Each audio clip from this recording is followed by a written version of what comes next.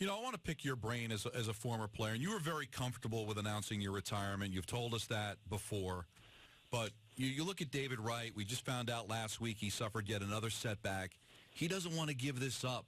And I admire it, and I love it.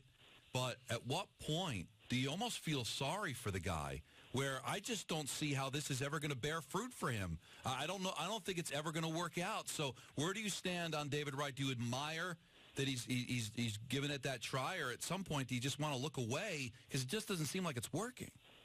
Yeah, Don, I have felt sorry for David for a couple years now. I mean, it's really painful to see him going through what he's going through. He was on a Hall of Fame path, and the last few years have been really tough. But I think one thing that I've always told people is that he is under contract. And as long as he is under contract and the New York Mets are putting him through, the rehab and saying that we want to have you back, it is his job, it is his responsibility to do everything possible to try to play. Now, I don't know what type of conversations have been going on behind the scenes, but I would guess that they have had, David's camp and the Mets camp have had conversations. When are you willing to shut this thing down? And he's obviously just not there yet. And he wants to see if he can get back. And even if it's for a couple months here and there, at least he said he tried. A couple of text messages came in that we wanted to pass your way. This is from Grady from Brooklyn. In your opinion, Mark, how will Greg Bird's defense at first base be this season? Reliable or a liability? I think reliable. Birdie is still learning the position of first base. It sounds crazy, but he came up as a catcher, and it takes a little while to get your sea legs under you a little bit at first base. And he's missed a whole bunch of time. I mean, remember, Birdie missed all of 2016, most of last year, and so. For me, timing is important at the plate. Timing is also important in the field. So I think he's going to be fine. The Yankees went, a long way in the playoffs at first base last year. I think they'll do the same thing this year. I think it's undervalued, and you being a former Gold Glover at first base, maybe you'll agree with me. People think you just stick anybody at first base, like what the Mets tried with Mike Piazza, and I understand why they did. They wanted to keep his bat in the lineup. But I think Bird's going to be, average at the beginning and then work his way into it. But not having Mark Teixeira there or Don Mattingly there, that's a big difference than just having an average guy there. It is, Michael, and you make a good point that I think in today's day and age, we care a lot more about defense. I think during a certain part of baseball history, all anyone cared about was offense, and you could just throw anyone out there. But ask the shortstop and third baseman if they want a good fielding first baseman. Ask the pitcher if they want a good fielding first baseman. It is important because other than the pitcher and catcher, the first baseman handles the ball more than anybody. And, Birdie's going to keep working at it. He's going to keep getting better. But, his whole thing is Greg Bird does not have to prove that he can be a great major leaguer. He has to prove that he can play a whole season. That's the biggest question. That's the biggest question for Greg Bird. So I don't care that he's struggling this spring training. I struggled pretty much every spring training. He's a power hitter that needs his timing, and as long as he stays healthy, he's going to put up the numbers. This is from Keith from Hackensack, Mark. With the modern emphasis on home runs, how much does your position in the batting order matter in today's game? That's a great question. I don't think it matters as much. I think there was a period of time in baseball where you had a leadoff hitter. You had a fast, slappy hitter that was your leadoff guy. Your number two guy, hit the ball the other way. Could really, make things happen, with hit and runs and bunting. Then your 3, 4, 5 hitters were your power guys, and your 6 through 9 hitters couldn't hit a lick. So now everyone's got power. Very few guys steal bases anymore. Very few guys bunt. So, you could literally, you look at the Yankees lineup this year, you could literally just pick names out of a hat and put together a great lineup. So it's not a big deal anymore. There's a good story on SI.com by Tom Verducci, and it involves players working on their swing for the launch angle. And not too many years ago, people would tell you, to hit down on the ball. I believe it was Josh Donaldson who said, "Hey kids, if your coach says hit the ball on the ground, don't listen to him because that's just an out."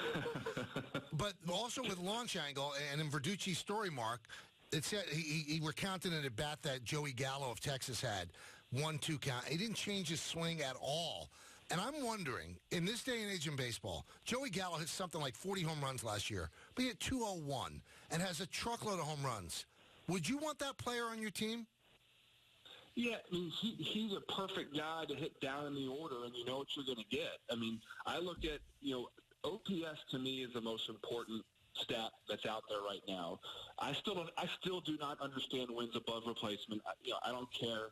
I don't care about average because these pitchers out here are trying to strike you out almost every time.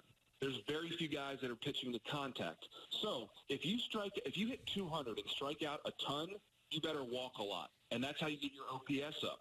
That's how you get your on-base percentage up, and you're going to hit a bunch of home runs, and you're going to drive in some runs. Adam Dunn, people used to crush Adam Dunn because, he always had 200 strikeouts, and he always, hit in the low 200s. Look at his overall numbers. This guy put up 40 and 100 almost every single year of his career. And when he came up late in the game and a pitcher was out there, he feared Adam Dunn. There are certain players that's who they are. And in today's game, hitting the ball on the ground, you are out most of the time. Unless you're really fast, Brett Gardner should not be popping the ball up. But Ichiro should not be popping the ball up. But if you're Joey Gallo and you got below average speed, hit the ball in the air and hope for the best. So you're cool with all the strikeouts? I have no problem with it, Michael. I really don't. To me, it's strikeout to walk ratio. If you are striking out 150 times and walking 20 times, I have a problem with that. But if you strike out 150 and walk 100, that's a pretty good ratio. Were you prouder of your game, Mark, when you hit 350-something with the Angels, or when the shift took away all those at-bats and all of a sudden, it was 240 and you had to hit home runs in order to make, your bones? What were you prouder of? Well, I was much prouder when I was in the prime of my career hitting 300. I mean, right. I think if in the prime of my career when I hit 300 a few times and, my average was somewhere between 280 and 305 every year, if they would have put the shift in and started pitching me a little bit differently back then, my numbers would have gone down. Mm-hmm. Absolutely, my numbers would have gone.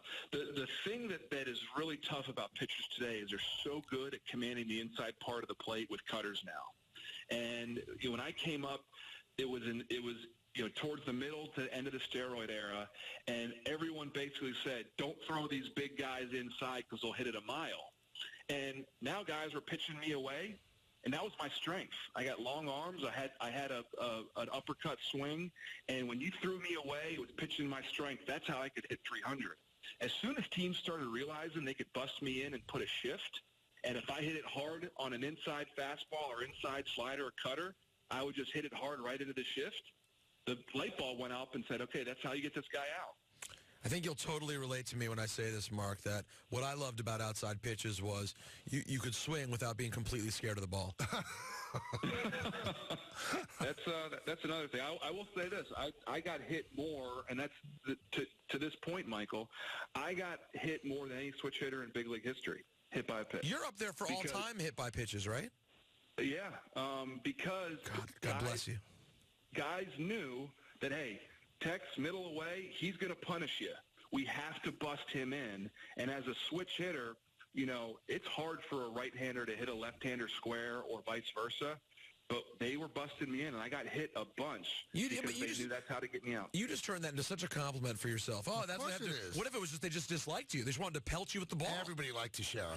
Yeah, everyone did. There was only one or two that didn't. I'm going to start doing some research when we have opposing pictures of yours on the phone. Now, I think David Ortiz said, and I just want to get this from you, and we might have asked you this last year. Ortiz said that the shift took away 40 to 50 hits a year. How many hits do you think the shift costs you per year? Maybe not 40 to 50 through. That's a lot. Probably a little heavy. I'd probably say 25. I'd say one hit a week. So that's about 50 points on your average. Exactly. I went from a 300 hitter to a 250 hitter pretty quickly. And again, I was getting older and I had some injuries. So let's put that into account as well. But, yeah, I think it's 30 to 50 points a year on your average. Wow. Amazing. Mark, the next time we talk to you, the baseball season will have officially begun. 105 for the Mets, awesome. 3:30 for the Yankees. So We're looking forward to breaking it down with you, man. I can't wait for the season, guys. All right, real cool. Thank you, Mark.